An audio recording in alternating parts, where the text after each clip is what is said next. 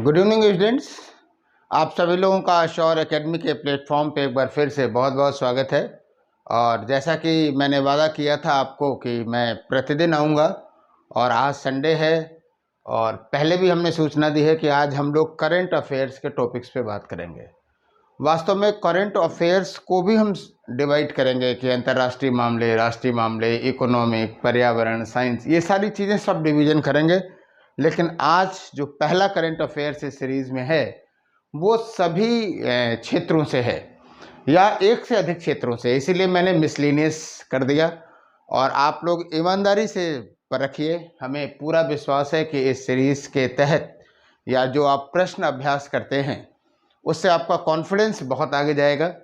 और जो छोटी छोटी गलतियां हो जाती हैं वो गलतियां, आप उन गलतियों से बच जाएंगे, है ना।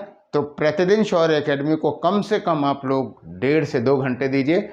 1 घंटे यानी 50 मिनट्स के आसपास आप दें इस पे, क्या कहते हैं कि क्वेश्चन आंसर सॉल्विंग पे। 1 घंटे सीसैट की भी क्लास हमने मैथ और रीजनिंग खास करके उन विद्यार्थियों के लिए जिन्होंने बहुत रिक्वेस्ट किया था कि सर कुछ बेसिक बतवा दीजिए, तो विपुल सर मैथ और रीजनिंग की कुछ बेसिक बातें विद एक्सरसाइज वो करा रहे हैं। मैं इनसे कहूँगा कि सीसैट के जो पेपर्स हैं उनको भी क्या करें कि वो सॉल्व करा दें, क्योंकि सीसैट के पेपर से कम यूपीएससी तो नहीं कहूँगा, लेकिन यूपीपीएससी में बहुत सारे सवाल क्या होते हैं कि रिपीट भी हो जाते हैं, तो कुछ मदद वहाँ से भी आपको मिलेगी। तो कुल मिला करके ये 2-2.5 घंटे का जो प्रोग्राम है, आप लोग आइए एकेडमी के प्लेटफॉर्म पे आइए। सारे क्लासेस प्रीमियर पे इसलिए रहते हैं कि आप तुरंत लाइव चैट करें, क्योंकि टीचर्स वहाँ अवेलेबल होता है। बाय द वे, अगर वो मिस होता है तो आप कभी भी देखें, कमेंट बॉक्स में देखें और स्कोर ज़रूर शेयर करें, है ना। और अगर कमेंट बॉक्स में शेयर करने में आपको प्रॉब्लम होती है तो जिस टीचर की क्लास हो उस टीचर का नंबर भी आज आपको बता दे रहा हूँ। आप मेरा नंबर तो जानते ही हैं, ये रहा फर्स्ट जो नंबर है 376 वाला, ये नंबर आप मेरा है, मुझे व्हाट्सअप कर सकते हैं अगर मेरी क्लास है तो। ये विपेश सर का है, अगर यहाँ आप कॉल करना चाहें तो यहाँ कॉल कर सकते हैं, राइट। इसके अलावा एक नंबर और भी है 8081444560। इन नंबरों पे भी आप चाहें तो क्या कर सकते हैं कि व्हाट्सअप कर सकते हैं, आप अपने स्कोर, अपनी समस्याएं बता सकते हैं। तो हम उम्मीद करते हैं ये 2 मिनट बातें हम सिर्फ आपसे इसलिए करते हैं कि आप कापी कलम लेकर के तैयार हो जाएं। और ये जो पीडीएफ है वो टेलीग्राम चैनल पे ज़रूर दूंगा, क्योंकि कहाँ तक लिखेंगे आप लोग, तो ये इसको प्रिंट आउट करा लीजिएगा। व्याख्याएं नहीं है, व्याख्या के लिए आपको ये क्लास देखनी होगी, राइट। तो सारे डूज एंड डोंट्स आप क्लियर समझ गए होंगे। तो अब आइए आज की क्लास की शुरुआत करते हैं। और याद रखिएगा, एक ऑब्जेक्टिव 4 ऑब्जेक्टिव सवालों के लिए होता है, इसलिए उसकी व्याख्या को समझना बहुत जरूरी है, राइट। आइए देखते हैं। निम्नलिखित में से सही कूट का चयन करें, पहला सवाल है ये। और ये है आपका change makers award Melinda Gates foundation के द्वारा दिया जाता है। यह अवार्ड सूचना प्रौद्योगिकी के क्षेत्र में बढ़ावा हेतु दिया जाता है। 2021 का चेंज मेकर्स अवार्ड बांग्लादेश के फिरोज फैज बैथर को दिया गया। और इसमें से आपको सही कूट का चयन करें। देखिए, अब वो ज़माना गया कि डायरेक्टली पूछ लिया जाए, या कमीशन केवल नोबल और मैक्स से पूछ के रह जाता था, और इंदिरा गांधी और राजीव गांधी और गांधी अंतर्राष्ट्रीय, अब बहुत सारे पुरस्कार पूछे जाते हैं।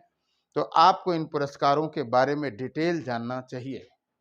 तो क्या होगा, आपका टाइम तो शुरू हो ही चुका है, 45 सेकंड का आपके पास टाइम है। समयबद्ध होकर के हम प्रश्नों को हल करना सीखें। और याद रखिएगा, केवल अंदाजा ना रखिए, पॉजिटिव और नेगेटिव दोनों मार्किंग को देखना होगा कि कितने सही कर रहे हैं और कितने गलत करते हैं। तो आइए हम लोग देखते हैं, विकल्पों पर विचार करते हैं। 45 सेकंड आपके हो भी गए। देखिए, change makers award Melinda Gates foundation के द्वारा दिया जाता है, ये 100% सही है। पहला स्टेटमेंट आपका सही दिखा। दूसरा, यह अवार्ड सूचना प्रौद्योगिकी के क्षेत्र में बढ़ावा हेतु दिया जाता है, ये स्टेटमेंट गलत है। वास्तव में सूचना प्रौद्योगिकी के लिए नहीं, बल्कि चेंज मेकर्स अवार्ड जो होता है वो स्वास्थ्य एवं कल्याण के क्षेत्र में कल्याण के क्षेत्र में दिया जाता है, इसके बढ़ावा हेतु दिया जाता है। तो दूसरा स्टेटमेंट गलत हो गया। और 2021 का चेंज मेकर्स अवार्ड बांग्लादेश के फिरोज फैज बैथर को दिया गया, ये 100% सही है। यानी आंसर जो हो जाएगा इसका क्या हो जाएगा, आंसर हो जाएगा 1 और 3, बी ऑप्शन सही हो जाएगा, राइट, बी ऑप्शन सही हो जाएगा। आप लोग देख लें एक बार, और बाकी प्रश्न के लिए परेशान ना हो, इसका पीडीएफ हम टेलीग्राम चैनल पे दे देंगे, और आज के यूट्यूब सेशन पे इस क्लास के डिस्क्रिप्शन बॉक्स में आपको टेलीग्राम चैनल का लिंक हो जाएगा।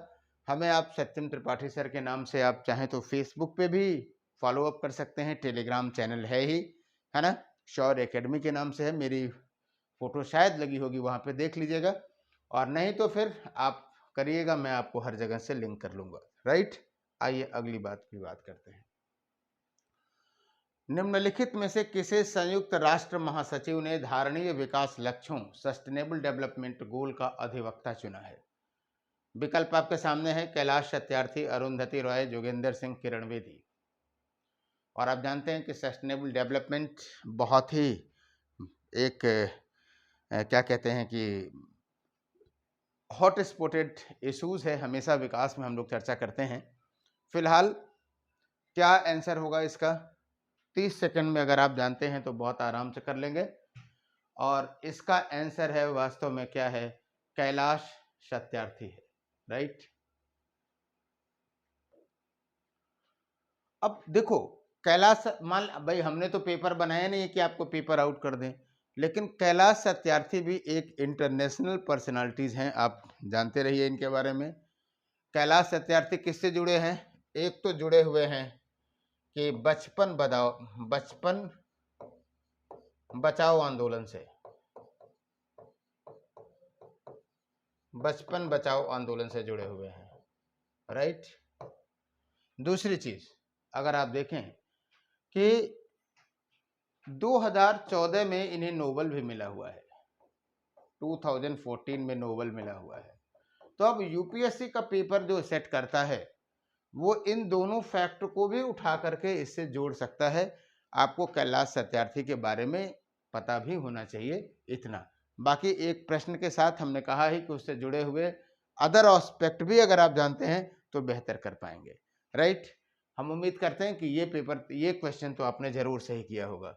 अगले सवाल पे आते हैं, राइट। प्रधानमंत्री नरेंद्र मोदी ने Arjun main battle tank MK-1A को भारतीय सेना को सौंप दिया है, इसके बारे में सही कथन का चुनाव करें। टैंक को स्वदेशी रूप से विकसित किया गया है, स्टेटमेंट 1 है, और Arjun main battle tank project की शुरुआत 1972 में DRDO के द्वारा की गई थी। अब आपको बताना है कि इसमें से कौन से कथन सही हैं, 1, 2, दोनों या कोई भी नहीं।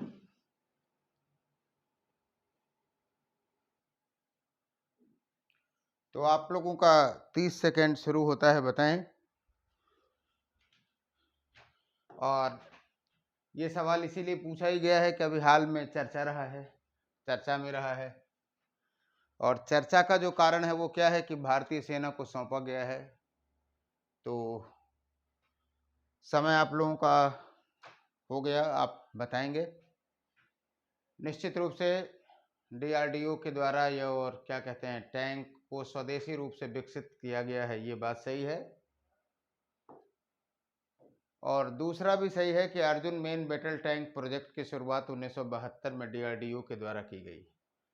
और आंसर क्या हो जाएगा इसका, सी। याद रखिएगा कि मेंस में भी आपसे डिफेंस रिलेटेड इश्यूज आजकल बहुत हैं, वहाँ से भी सवाल पूछा जाएगा, डिफेंस रिलेटेड इश्यूज। और मैंने आपको जैसा कि बताया है, बार बार चर्चा किया है, आपके संज्ञान में लाया है इस बात को कि प्रीलिम्स के बाद आपको कहीं भटकने की ज़रूरत नहीं है। जीएस का एक ऐसा ब्रॉड स्पेक्ट्रम मैं ले आऊँगा कि जिसमें हर तरह की आवश्यकताएं आपकी पूरी होंगी, चाहे वो क्वेश्चन आंसर सेशन के माध्यम से हो, चाहे वो फुल बैच हो, चाहे वो न्यू कमर हो, या अगर किसी का कोई पर्टिकुलर सेक्शन भी गड़बड़ होता है और उस पर उसका कॉन्फिडेंस नहीं रहता है, क्योंकि सारी लड़ाई कॉन्फिडेंस की ही है। तो हम उसके लिए भी एक बैच ले आएंगे। तो आप सभी लोगों का सपोर्ट रहा तो विधिवत और गुणवत्तापूर्ण एक तरह से हम लोग इस अध्ययन करेंगे। राइट, आइए अगले सवाल पे आते हैं। ग्रीन टैक्स, जो कभी कभी हाल में ही खबरों में देखा गया है, तो ग्रीन टैक्स के बारे में आपको बताना है।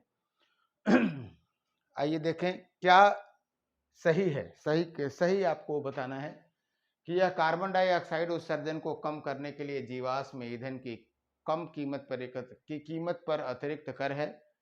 खनन से प्रभावित व्यक्तियों के जीवन को बेहतर बनाने के लिए इसे खनकों से एकत्र किया जाएगा।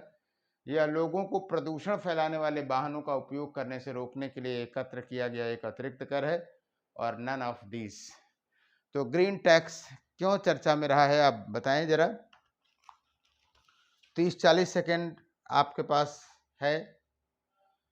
30 से 40 सेकेंड का समय मैं स्क्रीन से थोड़ा सा साइड हो जाऊं, जैसे प्रश्न आपको दिखे।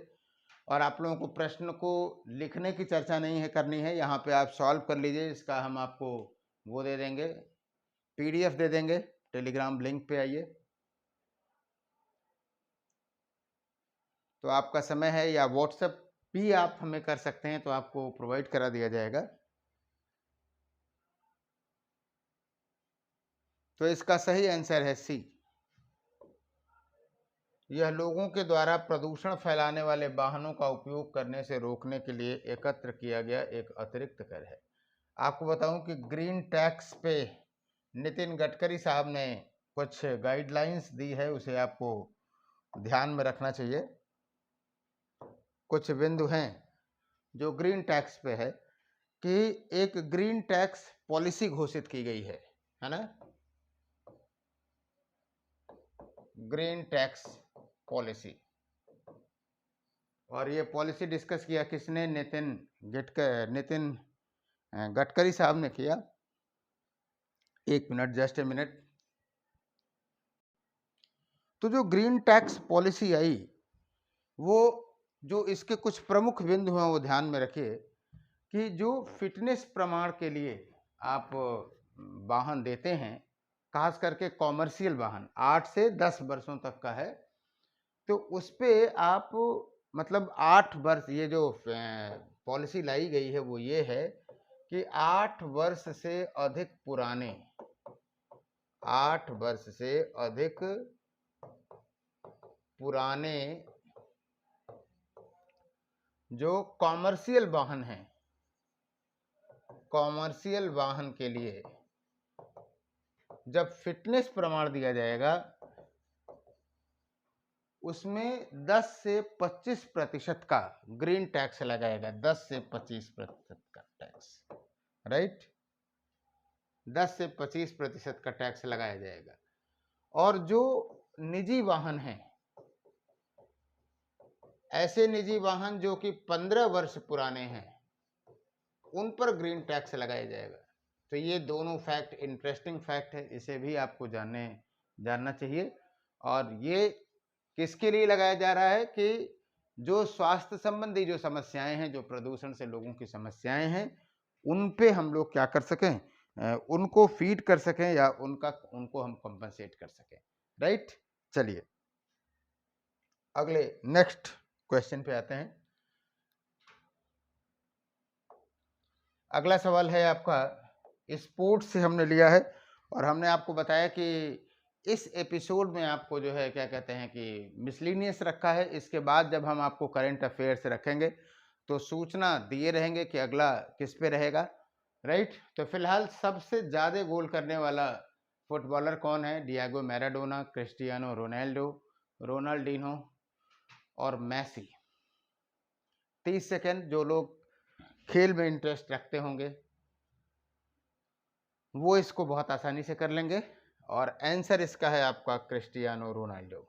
राइट, ऐसे सवाल यूपीपीसीएस में या किसी स्टेट पब्लिक सर्विस कमीशन में डायरेक्टली आपसे पूछे जाते हैं।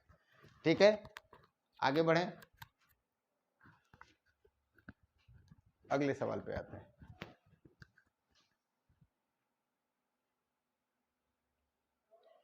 हाल ही में किस राज्य की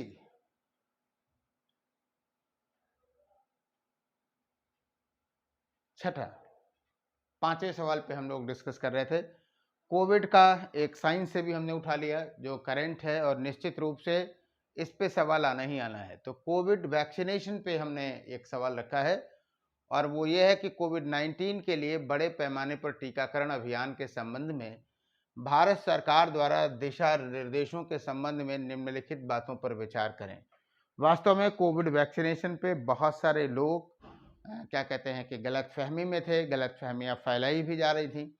इसीलिए अब आप क्या कहते हैं, सरकार की स्पष्ट गाइडलाइन है कि कोविड के संदर्भ में कोई भी रिपोर्ट, कोई भी पॉलिसी, कोई भी बात कोई भी संस्था नहीं करेगी, सरकार उसे बताएगी। तो आपको बताऊं सरकार की गाइडलाइनों के आधार पर है कि क्या क्या सही है। टीकाकरण का शॉट केवल उन 18 वर्षों से और उनसे अधिक के लोगों को दिए जाने चाहिए। गर्भवती और स्तनपान करने वाली महिलाओं को अभी टीकाकरण नहीं दिया जाना चाहिए। भारत में अब तक आपातकालीन उपयोग के लिए कोविशील्ड और कोवैक्सीन एकमात्र टीके हैं। कौन सही हैं? तो आपको कूट में से बताने हैं। बड़ा सवाल है, 40 से 45 सेकंड आपके पास टाइम है, आराम से पढ़ लीजिए। मैं स्क्रीन के आपके पास हूँ, स्क्रीन के किनारे हूँ कि आप ठीक से पढ़ लें, देख लें।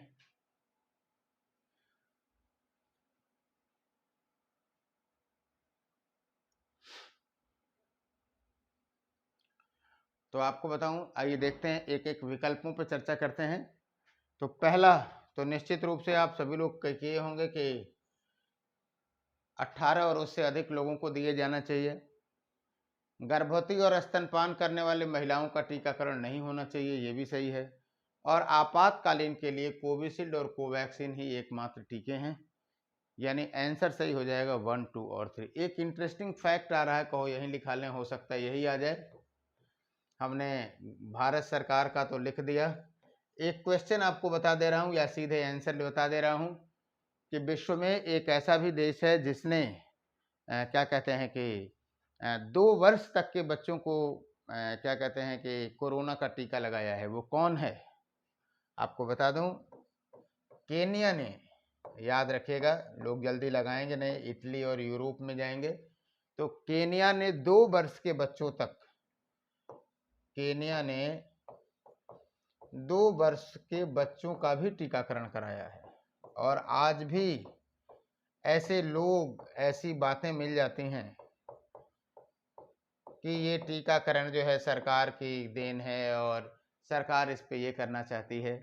मतलब बहुत सारी भ्रामक बातें आती हैं। और निश्चित रूप से आप जानते हैं कि इस डिजीज से बचने का या सेफ रहने का एक सबसे बड़ा तरीका है वैक्सीनेशन है। आप वैक्सीनेटेड रहेंगे तो आपके खतरे जो हैं वो काफ़ी कम हो जाएंगे, राइट। और इसीलिए सरकार ने क्या किया है कि क्या कहते हैं कि प्रतिदिन कैंप लगा करके, गांव-गांव में कैंप लगा करके, स्कूलों में कैंप लगा करके, डिपार्टमेंट्स में कैंप लगा करके सबको, कर्मचारियों को, उनके परिवार वालों को, सबको दबाव भी डाला है, मोटिवेट भी किया है। और फिर जो है ये वैक्सीन जो है निश्चित रूप से एक बड़े पैमाने पर आप कह सकते हैं कि वैक्सीनेशन हो रहा है, और बहुत जल्द ही इसकी अच्छी उम्मीद रहेंगे, राइट। चलिए, इसके साइंस वाले सेक्शन पे एक बार हम लोग फिर से डिटेल बात करेंगे। कोविड पे बात करेंगे, फेज 1, फेज 2, फेज 3 पे बात करेंगे, वैक्सीनेशन पे बात करेंगे। तो जब हम साइंस के टॉपिक्स पे, आपको बताऊं, एमसीक्यू का मतलब ये कतई नहीं समझ लीजिएगा कि सर कोई क्लास नहीं लेंगे, क्लास भी लूँगा, लेकिन एमसीक्यू की जो परंपरा है वो 9 बजे हम आपको फिक्स कर दे रहे हैं, उसी के आगे पीछे क्लास कर लेंगे। और थोड़ा सा अब आपको हम ज़रूर चाहेंगे कि पढ़िए, टाइम भी दीजिए, एकेडमी को भी 2 घंटे टाइम दीजिए, तो इस समय हम कुछ आपके लिए और भी बेहतर कर सकें। अगला सवाल है, प्रधानमंत्री नरेंद्र मोदी ने 16 फरवरी 2021 को किस राज्य के बहराइच में महाराजा सुहेल देव का स्मारक का शिलान्यास किया? तो जो लोग उत्तर प्रदेश से होंगे वो तो यही जानते होंगे, बहराइच उत्तर प्रदेश में है, तो यहीं से उत्तर लगा देंगे वो, उत्तर प्रदेश। लेकिन कुछ चीज़ें जानने की ज़रूरत है, बहराइच की भी बारे में जानने की ज़रूरत है, सुहेल देव को भी जानने की ज़रूरत है। क्यों सुहेल देव फेमस हैं? तो आपको बताऊं कि 11वीं सेंचुरी में जो ये श्रावस्ती के राजा थे, कहाँ के थे? श्रावस्ती, बहराइच उसी सेक्शन में है। श्रावस्ती के राजा थे, और सुहेल ने क्या किया था? सुहेल देव ने अब्दुल सालार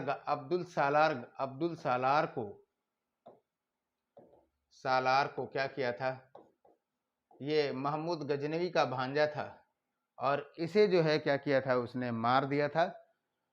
और सुहेल देव जो हैं ये उत्तर प्रदेश में दो जातियां हैं, राजभर और पासी। इन जातियों को, ये जातियां जो हैं इनको मानती हैं कि वे राजा सुहेल देव की वंशज हैं। तो आप जानते हैं ना कि two stone with one bird, यानी क्या two birds with one stone वाली कहानी कि आम के आम और गुठलियों के भी दाम, कि आप एक शिलान्यास कर रहे हैं तो एक राजनीतिक संकेत भी जाएगा और बाकी जो क्या कहते हैं कि जो उसका महत्व है वो तो है ही। तो निश्चित रूप से इन दोनों चीज़ों को आपको ध्यान में रखना चाहिए। और अब्दुल सालार गाजी की जो बहराइच में मज़ार भी है, जहाँ पे सबसे पहले मोहम्मद बिन तुगलक गया था, है ना।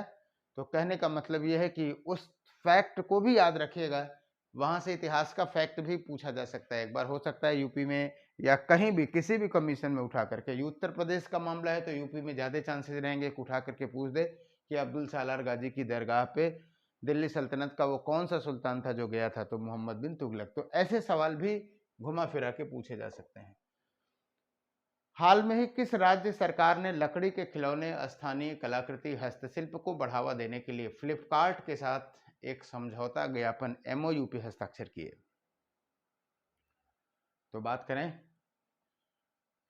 तो राइट आंसर, ये तो 15 सेकंड में भी अगर आप जानते हैं तो सही कर ले जाएंगे। ये आंसर है इसका महाराष्ट्र। राइट, अगले सवाल की तरफ आते हैं। निम्नलिखित में से किस देश की T20 क्रिकेट में 100 अंतर्राष्ट्रीय मैच जीतने वाली टीम बन गई है? कौन सी देश? आपको बताएं, आप लोग, हम देखते हैं जो क्रिकेट प्रेमी हैं वो पूरा T20 मैच भी देखते हैं, उसके बाद फिर दूसरे दिन कई पेपरों में पढ़ते भी हैं, है ना। और फिर बाद में जब सवाल आ जाता है तो गलत भी करते हैं। तो ऐसा ना करें, आप लोग बताएं कौन सा है 100 अंतर्राष्ट्रीय मैच जीतने वाला। तो 100 अंतर्राष्ट्रीय मैच जीतने वाले, 20 सेकंड में ऐसे सवाल तो आप तुरंत लगा सकते हैं। 20 सेकंड के अंतर्गत इसका आंसर दें। टाइम, सामने घड़ी की सुई टिक टिक करती हुई, तो जल्दी से आंसर दें और सभी लोग दें। इसलिए मैं कह रहा हूं आप लोग कि यहाँ पे एक बार प्रैक्टिस किए रहेंगे तो निश्चित रूप से कुछ न कुछ प्रश्न तो सामने टकराएंगे ही टकराएंगे। राइट, और ऐसी स्थिति में जब आप ऐसे एक आध सवाल गलत कर लेते हैं और फिर लगता है कि ओह काश ये ना गलत हुआ होता, तो फिलहाल आप जानते रहें कि ये है कौन? पाकिस्तान। और पाकिस्तान ने लाहौर में साउथ अफ्रीका को हराया था। और आपको बता दूं कि दूसरा स्थान किसका है, बता सकते हैं? अभी कम से कम 7-8 तो बाहर ही होगी, पीछे ही होगी। दूसरा नाम है, मतलब 100 से कम सेकंड पोजीशन पे आपका है, भारत है। अच्छा सवाल था, फैक्चुअल भले था। भारत में राष्ट्रीय महिला दिवस निम्नलिखित में से किस दिन मनाया जाता है? दिवस को UPPCS के स्तर पे पूछा जाता है, तो इसलिए हमने इस बार 2 दिवस उठा करके पूछे हुए हैं। तो राष्ट्रीय महिला दिवस क्या है? आप जानते रहिए 13 फरवरी। लेकिन याद रखिए हमने विकल्प को आसान बना दिया। इसको अगर हम 08 मार्च लिखवाए होते तो आप ज़्यादा बेहतर कर सकते थे, कि फंस सकते थे, क्योंकि लोग महिला दिवस देखते और 8 मार्च लगा देते। लेकिन 8 मार्च क्या है? अंतर्राष्ट्रीय महिला दिवस है। कौन सा दिवस है? अंतर्राष्ट्रीय महिला दिवस है। राइट, और 13 फरवरी जो है वो राष्ट्रीय महिला दिवस है। कोई बता सकता है? जरा टाइप करे कि राष्ट्रीय महिला दिवस 13 फरवरी को ही क्यों मनाया जाता है? जल्दी से टाइप करें, 15-20 सेकंड का समय है। आप लोग इस बात को बताएं कि क्यों राष्ट्रीय महिला दिवस जो है वो 13 फरवरी को ही मनाया जाता है। तो जो लोग जानते हैं वो बहुत अच्छा, जो नहीं जानते उनको भी जानते रहिए। 13 फरवरी जो है हमारे यहाँ सरोजनी नायडू की जयंती है। भारत कोकिला सरोजनी नायडू जी की जयंती है और इन्होंने राष्ट्रीय आंदोलन में योगदान दिया था। उत्तर प्रदेश की राज्यपाल भी रही थी। तो वहाँ से राष्ट्रीय महिला दिवस 13 फरवरी से ही मनाया जाता है ना। और ये जो प्रक्रिया है 13 फरवरी से, आपको बताऊं कि 2014 से, है ना, मनाया जाता है ये। फिलहाल अगले सवाल की तरफ आते हैं। संयुक्त राष्ट्र पूंजी विकास कोष का कार्यकारी सचिव निम्नलिखित में से किसे चुना गया है? प्रमुख संस्थाओं के डायरेक्टर, निदेशक, जो चर्चित व्यक्तित्व हैं वो आपसे पूछे जाते रहे हैं, तो ये हैं प्रीति सिन्हा, राइट। अगले सवाल की तरफ आए, क्वेश्चन नंबर 14। ये भी व्यक्तित्व पे ही आधारित है और काफी फेमस व्यक्तित्व है। विश्व व्यापार संगठन की पहली महिला प्रमुख कौन होगा WTO का? 4 नाम आपके पास दिए हैं, नागोजी ओकोंजो-इवेला, विजय लक्ष्मी पंडित, फ्लोरेंस ब्लांचफील्ड और गीता गोपीनाथ।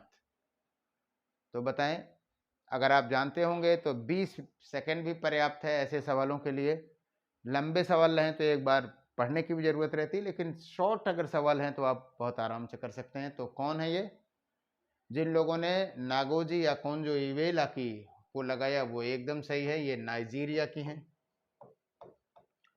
और इन्हें WTO का पहला महिला प्रमुख बनाया गया है। अब आपको बताएं कि संगठनों पे भी MCQs होना चाहिए, कम से कम उसका उद्देश्य क्या है, मुख्य काम क्या है, कौन अध्यक्ष क्या है, तो हम ले आने का प्रयास करेंगे, इसीलिए पर डे आने की बात कह रहे हैं।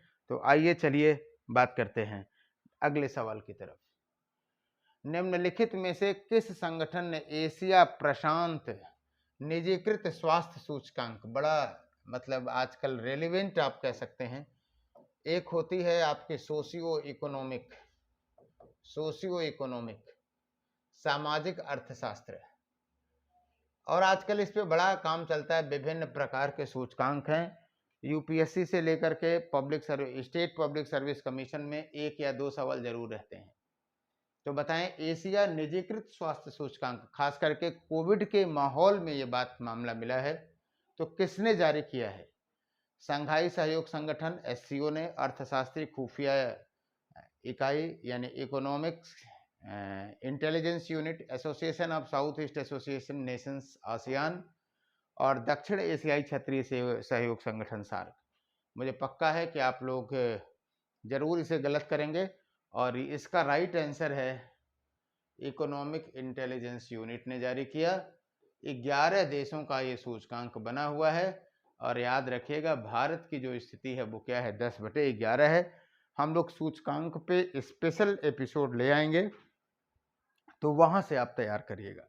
याद रखिएगा कि ये सारे प्रश्न तो हम आपको दे देंगे PDF के रूप में, PPT के ही रूप में दे देंगे, आप वहां देख लीजिएगा, लेकिन एक्सप्लेनेशन आप यहीं से सुनिए और पॉइंट वाइज टेस्ट नंबर 1, 2, 3, 4 करके, अगला तो सब्जेक्ट वाइज रहेगा, उसे देखते रहिएगा, तो निश्चित रूप से आपको ये फायदा करेगा। अगला सवाल है आपके सामने कि किस राज्य सरकार ने राज्य में कोविड वॉरियर मेमोरियल स्थापित करने का निर्णय लिया है? जाहिर सी बात है, कोविड वॉरियर्स ने एक तरह से आप कह सकते हैं कि जो हमारे डॉक्टर्स रहे हैं, है ना, जो हमारे सोशल वर्कर्स रहे हैं, सरकार के हाथ शायद वहां तक ना पहुंच पाते, तो ये जो पर्सनल एफर्ट्स हैं, डेफिनेटली पुलिस संगठन हो चाहे पूरे डॉक्टर्स हों, उन्होंने बहुत कुछ किया है, तो उन्हीं के लिए एक कोविड वॉरियर मेमोरियल बनाया गया है। किसने बनाया है? 15 सेकंड आपके सामने है, बताएं। और ये टाइम आपका 5 सेकंड और रुक जाते हैं, देख लें। और आप लोगों को किसी को भी कहीं जाने की ज़रूरत नहीं है, यहाँ रहिए, सारी चीज़ें आपको जो सिविल सेवा के अनुरूप रहेंगी वो सब यहाँ पे उपलब्ध होंगी। मैं पूरी तरह से प्रयासरत हूँ, एक पूरी अच्छी टीम, सशक्त टीम आपके सामने रहे। और फिलहाल ये आंसर रहा आपका क्या? ओडिशा, राइट। और ओडिशा में खास करके भुवनेश्वर में ये पार्क रहेगा। भुवनेश्वर में जो क्या कहते हैं, भुवनेश्वर में ये कोविड वॉरियर मेमोरियल बनाया गया है। और स्पेशली आपको बताएं कि बीजू पटनायक पार्क है, उसी में कोविड वॉरियर का ये मेमोरियल स्थापित किया गया है। अगले सवाल पे आते हैं। भारत की ओर से किसे अंतर्राष्ट्रीय सौर गठबंधन आईएसए का नया महानिदेशक नियुक्त किया गया है? क्या हो जाएगा? Ajay Mathur. Right, personality base है, आपको ध्यान में रखना चाहिए। हाल में ही किस राज्य सरकार ने गरीबों और निराश्रितों के लिए रियायती पका हुआ भोजन उपलब्ध कराने हेतु मां कैंटीन का शुभारंभ किया है? तो काफ़ी इस तरह के सोशल वेलफेयर से चीज़ें कोविड के दौर में और भी रेलिवेंट हैं, तो पूछी जाएंगी, वैसे भी पूछी जाती रही हैं। और ये हैं आपकी पश्चिम बंगाल में हुआ है, और इसमें क्या है कि 5 रुपये में पका हुआ भोजन आपको मिलेगा, और इस पे 15 रुपये की सब्सिडी होगी सरकार के द्वारा।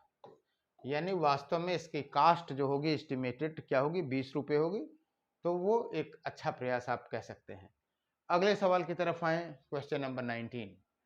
भारत सरकार एनआईसीस के द्वारा इसमें से किस स्वदेशी मैसेजिंग ऐप को लॉन्च किया है? इस पे हमने 2 सवाल स्पेशली रखे हुए हैं। पूछा जा सकता है, जैसे आपका व्हाट्सएप है, जैसे टेलीग्राम है, तो एनआईसी के द्वारा निर्मित कौन सा स्वदेशी मैसेजिंग ऐप है? आप बताएं इसे। 15-20 सेकंड का आपके पास समय है।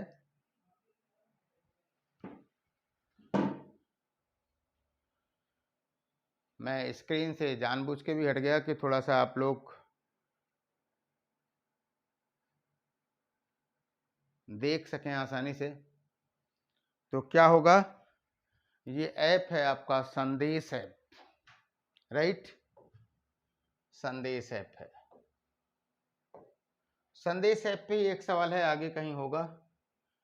फिलहाल पीमो क्या है? PIMO, इस पे भी 2 सवाल रखा हूं मैं, और कारण यह है कि काफ़ी चर्चा का ये विषय रहा है। तो आइए पहले दोनों चीज़ें देखें। आपके सामने है पहला सवाल, PIMO एक इलेक्ट्रिक बाइक है, भारत सरकार की योजना है, एक मिसाइल है और एक राडार प्रणाली है। तो 20 सेकेंड का इंतज़ार कर रहा हूं मैं, और आप लोग इसका सही जवाब दें। और निश्चित रूप से हतोत्साहित नहीं होइए, मुझे पता है कि आप लोग इसके लिए पूरी तरह से तैयार नहीं होंगे। अगला जब एपिसोड करंट अफेयर्स का आएगा तो हम उसकी चर्चा करेंगे। पहले से ही सब्जेक्ट दे रहे हैं, आप इसके लिए टेलीग्राम लिंक से जुड़िए, व्हाट्सएप से जुड़िए, है ना, और प्लस फेसबुक से भी जुड़ सकते हैं, कहीं से भी जुड़ें, बस जानते रहें। और वास्तव में क्या है, यह एक इलेक्ट्रिक बाइक है। राइट, और इसके बारे में हम आगे अभी एक सवाल और रखे हुए हैं, तो आपको बताएंगे कि आप पीमो के बारे में और क्या जान सकते हैं। आइए देखते हैं, पीमो के बारे में निम्नलिखित में से कौन सा कथन सत्य है? इसमें उपयोग के किए गए 90% हिस्से मेड इन इंडिया के हैं। राइट, बाइक 25 किलोमीटर प्रति घंटे की शीर्ष गति प्रदान करती है और सिंगल चार्ज पर 50 किलोमीटर तक यात्रा कर सकती है। क्या सही है, क्या गलत है? 20-25 सेकंड, 30 सेकंड का आपके पास समय है, बताएं। और ये प्रश्न क्यों पूछा जाएगा? देखिए, कोई भी प्रश्न यूं ही कोई फैक्ट उठा करके आपसे नहीं पूछा गया है। जब तक टॉपिक की रेलिवेंसी नहीं रहती है तब तक आपसे सवाल नहीं पूछा जाता है। तो these all topics are very relevant and that's why it may be asked in your questions, in question papers. तो आइए देखते हैं। निश्चित रूप से आप अधिक से अधिक पीमो के बारे में जान सकें, इसलिए हमने 3 जो है 2 प्रश्न बनाए। अब भी एक आध पॉइंट और बता देता हूं इसमें। फिलहाल ये 90% मेड इन इंडिया में है, और 25 किलोमीटर प्रति घंटे की और सिंगल चार्ज पे 50 किलोमीटर की यात्रा कर सकते हैं। ये भी सही है। आंसर क्या हो जाएगा? सी। आपको बता दूं कि जो चेन्नई आईआईटी, मद्रास आईआईटी के बच्चे हैं, इन्होंने बनाया है इसे, मद्रास आईआईटी। और इसका जो है आप ये कह सकते हैं कि एक तरह से साइकिल और स्कूटर के बीच का ये ब्रिज है। तो आप जानते रहिए, जो खास करके जो किशोरावस्था है, 14 से 18 वर्ष के लोगों के लिए, ग्रेजुएशन करने वाले लोगों के लिए ऐसी पीमो की आवश्यकताएं हो सकती हैं, है ना। और ये चीज़ें इसलिए हैं, आजकल आप मार्केट में एक बात देखते होंगे अभी हमने आपको इसी में ग्रीन टैक्स की बात किया, राइट, इसी में आपको ग्रीन टैक्स पॉलिसी की बात किया, इसी में आपको पीमो की बात किया। आपको एक बात और भी बता दूं, आजकल आप देखेंगे कि जो क्या कहते हैं कि ऑटो सेक्टर जो है, बहुत सारी जो कंपनियां हैं, भारत सरकार भी प्रमोट कर रही है, उस पर सब्सिडी भी दे रही है कि वो लोग इलेक्ट्रॉनिक कार लॉन्च करें और उसमें टेक्निकल इन्हांसमेंट ले आएँ कि कम से कम एक सिंगल चार्ज में कार जो है वो 250, 300, 400 किलोमीटर तक जा सके। अभी तक क्या प्रॉब्लम है कि ऐसी जो कारें हैं वो क्या हैं कि वो क्या कहते हैं कि 10 लाख के ऊपर जा रही हैं, और जाहिर सी बात है ये एक मिडिल क्लास बजट नहीं है। तो सरकारें ये प्रयास कर रही हैं और कंपनियां भी प्रयास कर रही हैं कि हम 4 से 6 लाख 8 लाख में कुछ ऐसी सुविधाएं दे सकें कि लोग इलेक्ट्रिक कार को भी ऑप्शन करें। दूसरी चीज़, कल मैं बहुत जल्दी इस पर क्लास लूँगा, TRL की बात करूँगा, टेक्नोलॉजिकल रेडीनेस लेवल। चलिए मैं प्रयास करता हूँ कि कल तक आप तक पहुँचे, कल पहुँच जाए, है ना। और TRL को आप लोग देखिएगा कि है क्या ये, तो तब आप समझ सकते हैं कि किस लेवल पे टेक्नोलॉजी की तैयारी का ये समय चल रहा है। तो वास्तव में ये सारी बातें, सारी कवायद इसलिए लेकर के हो रही हैं, और आप देख रहे हैं पेट्रोल डीजल के दाम रोज़ बढ़ रहे हैं, राजनीति करने वाले तो कर ही रहे हैं, और निश्चित रूप से आम जनता से जुड़े हुआ मामला है ये, इस पर इतना प्राइस हाइक नहीं होना चाहिए क्योंकि सारी चीज़ें प्राइस बढ़ जाती हैं। तो हमारे कहने का मतलब ये है कि ये बातें सिर्फ इसलिए लाई जा रही हैं कि आपको इको फ्रेंडली चीज़ें मिलें, है ना, राइट। तो बिजली के लिए आप कह सकते हैं कि एटॉमिक और बहुत सारी चीज़ें, विकल्प आपके पास लाए जा रहे हैं, सोलर लाए जा रहे हैं, है ना। तो यूजेबल जो पुनर्प्रयोज्य हैं, जो इको फ्रेंडली एनर्जी सोर्सेज हैं, उनका विकास किया जा रहा है, राइट। तो अगले सवाल की तरफ आते हैं, क्वेश्चन नंबर 22। निम्नलिखित में से कौन अवांछित वाणिज्यिक संचार, अनसोलिसिटेड कमर्शियल कम्युनिकेशन के खिलाफ शिकायतों से निपटने के लिए नोडल एजेंसी होगी? डिजिटल इंटेलिजेंस यूनिट, भारतीय दूरसंचार नियामक प्राधिकरण, भारतीय रिजर्व बैंक और सूचना प्रौद्योगिकी मंत्रालय। क्वेश्चन नंबर 22, बताएं आपके पास कि अगर अनसोलिसिटेड कमर्शियल कम्युनिकेशन कहीं है तो उसमें अगर उसके खिलाफ अगर आपको शिकायत करनी है तो कहाँ जानी होगी? अच्छा सवाल है, और ये है आपका DIU, डिजिटल इंटेलिजेंस यूनिट। अगले सवाल की तरफ आते हैं, क्वेश्चन नंबर 23। टूल किट बहुत चर्चा रहा है ना। तो टूल किट मामले के संबंध में क्या सही है? किसान विरोध के संबंध में टूल किट चला हुआ है कि टूल किट डिजिटल युग विरोधों के लिए एक दस्तावेज कुंजी है। टूल किट विरोध को आगे बढ़ाने के तरीके पर एक रोड मैप प्रदान करता है। हमको लगता है कि शायद हमने बहुत आसान विकल्प बना लिया, है ना, क्योंकि एक तरह से टूल किट का डिफिनीशन ही दे दिया, दोनों पॉइंट बना दिया जाए तो आंसर क्या होगा, अब तो इतना हिंट भी कर दिया।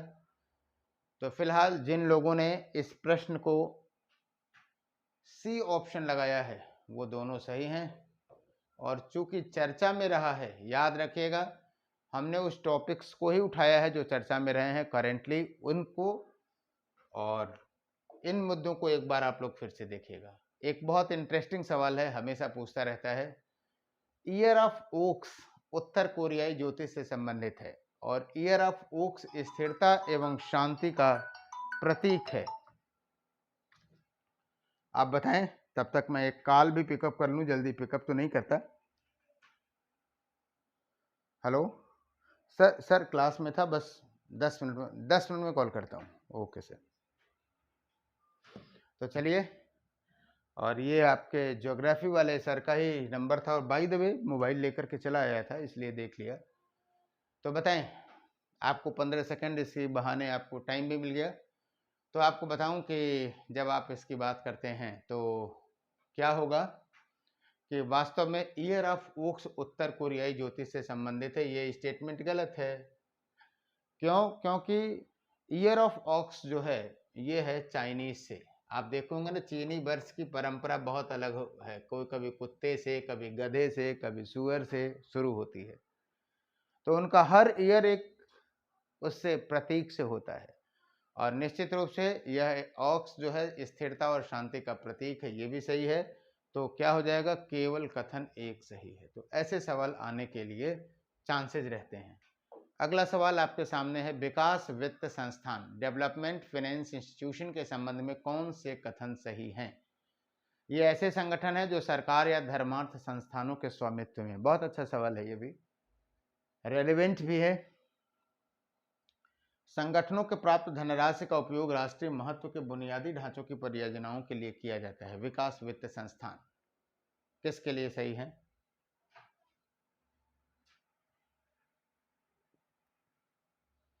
तो आपको बता दूं, ये दोनों स्टेटमेंट सही हैं और इसका भी आंसर जो होगा वो क्या होगा, सी ऑप्शन होगा। अगले सवाल की तरफ आए। थोड़ा सा हमने आज तेज आपसे किया भी है। संदेश ऐप की बात कर रहा था कि एक सवाल हमने वहां रखा, एक कॉन्सेप्चुअली यहां रखा कि संदेश ऐप के बारे में सही कथन चुनें। दो प्लेटफॉर्म के बीच चैट इतिहास को स्थानांतरित करने का कोई विकल्प नहीं है। पंजीकरण के लिए केवल ईमेल आईडी की जरूरत है। एक, दो, दोनों सही और इसमें से कोई भी नहीं, यानी दोनों गलत। तो आइए, 25 सेकंड आपके सामने है। घड़ी की सुई टिक टिक करते हुई।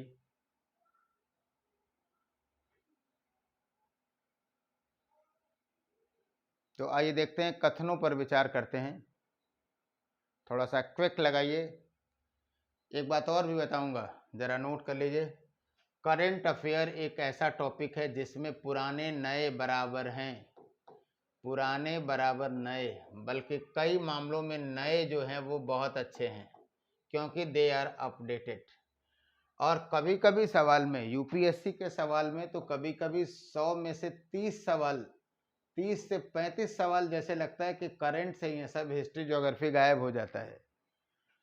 और यूपीपीएससी में अगर आप देखेंगे तो 150 में 30, 35, 40 तो आता ही आता है। अब आप बताइए कि 150 में अगर आप 35 सवालों पे कर ले जाएं, हल कर ले जाएं, तो कोई एक सेक्शन कमजोर भी रहेगा तो गाड़ी निकल सकती है, कहने का मतलब। तो फिलहाल आइए बात करते हैं, विकल्प ये भी सही है। और पंजीकरण के लिए केवल ईमेल आईडी की नहीं है, दोनों ऑप्शन होते हैं। या तो आप ईमेल आईडी से रजिस्टर्ड कर लीजिए और या तो रजिस्टर्ड कर लीजिए किससे, फ़ोन नंबर से। इसलिए इसका आंसर क्या हो जाएगा, केवल 2। तो अब अगले अंतिम सवाल पे आते हैं। भ्रष्टाचार धारण सूचकांक 2020 सीपीआई 2020 के बारे में सही कथन चुने। बहुत सवाल इस पे आया है। यह ट्रांसपेरेंसी इंटरनेशनल के द्वारा जारी किया जाता है। सूचकांक में पहले स्थान पर डेनमार्क और न्यूजीलैंड हैं। तो क्या होगा, भ्रष्टाचार धारणा सूचकांक। हम लोग सूचकांकों पे एक अलग से चर्चा करेंगे और काफ़ी विधिवत चर्चा करेंगे। मुझे लगता है कि कम से कम 2-2.5 घंटे की चर्चा करनी होगी, है ना। तो फिलहाल 30 सेकंड आपके सामने है इस प्रश्न का उत्तर देने के लिए। जब भी आप किसी सूचकांक के बारे में पढ़ें तो आपको बता दूं कि सूचकांक कौन बनाता है, कौन जारी करता है, आधार क्या है, टॉप 5 और जो बिलोज 5 वाले हैं, न्यूनतम वाले हैं, उनको जानने की ज़रूरत है। तो आपको बहुत जल्दी ही ये चीज़ें मिलेंगी, चर्चा करूँगा। वैसे ये सारी बातें एक बार बीपीएस सर भी शायद बता चुके हैं और बताना उन्हीं को है, थोड़ी सी व्यस्तता है उनकी। तो हमने पहले भी कहा कि ये करंट अफेयर्स का टॉपिक है, कोई भी इसको एंटरटेन कर सकता है। और बीपीएस सर ने भी बहुत मेहनत किया है आप लोगों के लिए। तो फिलहाल आइए बात करते हैं इस सूचकांक के बारे में। तो दोनों स्टेटमेंट सही है और आंसर हो जाएगा सी, राइट। चलिए, क्वेश्चन नंबर 28। निम्नलिखित कथनों पर विचार करें और सही कथनों पर विचार, सही को चुनें। टर्टल के विपरीत टर्टाइस में गोल और गुंबदाकार शैल होता है और टर्टल के सेल टर्टाइस के मुकाबले अधिक सुव्यवस्थित होते हैं। इन दोनों में आपको बताना है सही और गलत कथन का। कौन कौन से स्टेटमेंट सही हैं। आप लोगों में से कुछ लोगों का मैसेज है, स्पेशली आप लोगों की बात है कि सर इकोलॉजी पे करा लीजिए, तो मैं आता हूँ इकोलॉजी वाले सेक्शन पे भी कुछ क्वेश्चन आंसर कुछ टॉपिक्स पे लेकर के आता हूँ, वहाँ से सवाल जो यहाँ से पूछे जाते हैं। तो आइए बात करें। फिलहाल इस संदर्भ में यह स्टेटमेंट भी सही है कि टर्टल के विपरीत टार्टाइज में गोल और गुंबदाकार होता है, और टर्टल के सेल टार्टाइज के मुकाबले अधिक सुव्यवस्थित होते हैं, इसलिए दोनों आंसर राइट आंसर हो जाएगा सी। ऐसे सवाल यूपीएससी में खूब पूछे जाते हैं, आपको भी तैयार रहना चाहिए। सेकेंड लास्ट सवाल की तरफ आते हैं। क्वेश्चन नंबर 29, प्रधानमंत्री जन आरोग्य योजना PMJAY के संबंध में निम्नलिखित कथनों पर विचार करें। देखिए, ये बातें आपको जानना इसलिए बहुत ज़रूरी है, क्योंकि आप यूपीएससी में ऑफिसर बनने जा रहे हैं और केंद्र सरकार की तथा जिस प्रांत में है उसकी जानकारी आपको बहुत अच्छे ढंग से होनी चाहिए, तभी क्या कर सकते हैं आप, उसको सही ढंग से इम्प्लीमेंट कर सकते हैं। तो हमारी क्लास योजनाओं पे भी होगी, विधिवत होगी। तो फिलहाल क्वेश्चन आंसर के माध्यम से जानें, वो सारी योजनाएं आपसे सवाल पूछी जा सकती हैं। MCQ के माध्यम से ही मैं आपको बता दूंगा अभी कि किस पे हम लोग क्लास लेंगे। आज तो हमने मिसलेनियस ले लिया कि आपको पता चले कि कैसे कैसे सवाल पूछे जाते हैं।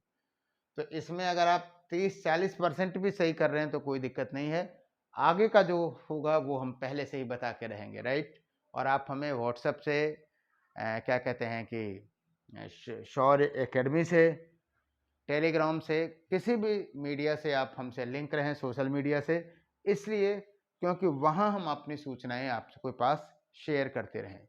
तो आइए, और आप सभी लोगों से इस बात को कहूँगा कि इस एपिसोड को अधिक से अधिक लोगों के पास शेयर करिए, सब्सक्राइब कराइए उन्हें।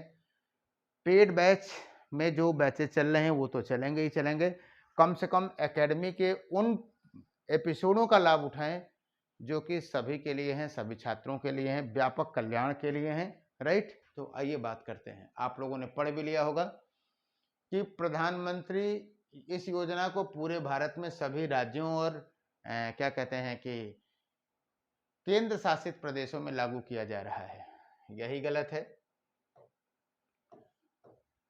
दूसरा, यह योजना उम्र, लिंग और परिवार के अवसर पर कोई टोपी नहीं रखती और देश भर में पोर्टेबल है, ये सही है। योजना में प्रतिवर्ष प्रति परिवार 5 लाख तक की स्वास्थ्य सेवा प्रदान की जानी है, राइट, एकदम सही है। यानी आंसर सही हो जाएगा 2 और 3, यानी सी ऑप्शन। तो आज जो है अगली जो बात हम करते हैं वह है सार्वजनिक क्षेत्र की किस कंपनी ने हाल में ही लद्दाख में देश की पहली भूतापीय क्षेत्र विकास परियोजना को क्रियान्वित करने की घोषणा की है।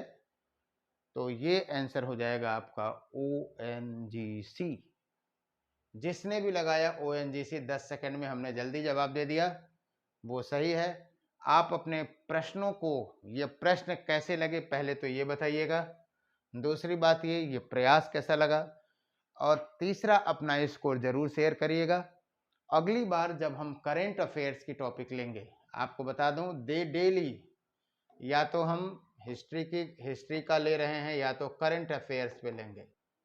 तो जब हम अगली बार करेंट अफेयर्स पे क्लास लेंगे तो आयोग और समिति पे लेंगे, आयोग और समिति पे लेंगे। ओके, वेट करिएगा और हमसे जरूर जुड़िए। व्हाट्सएप नंबर मेरा ये है 9058805376, राइट। इस पे व्हाट्सएप भी कर सकते हैं, कॉल भी कर सकते हैं। बाकी बहुत बहुत धन्यवाद, थैंक यू, जुड़े रहिए। और जिन चीज़ों को मैंने यहाँ आपको बताया ये आपको PPT के रूप में, PDF के रूप में ये सारी बातें मिल जाएंगी, है ना। और वहीं पे आप उसका प्रिंट आउट करके डिटेल लिख लीजिएगा, तो निश्चित रूप से आपके लिए बहुत बहुत फ़ायदेमंद होगा। Thank you.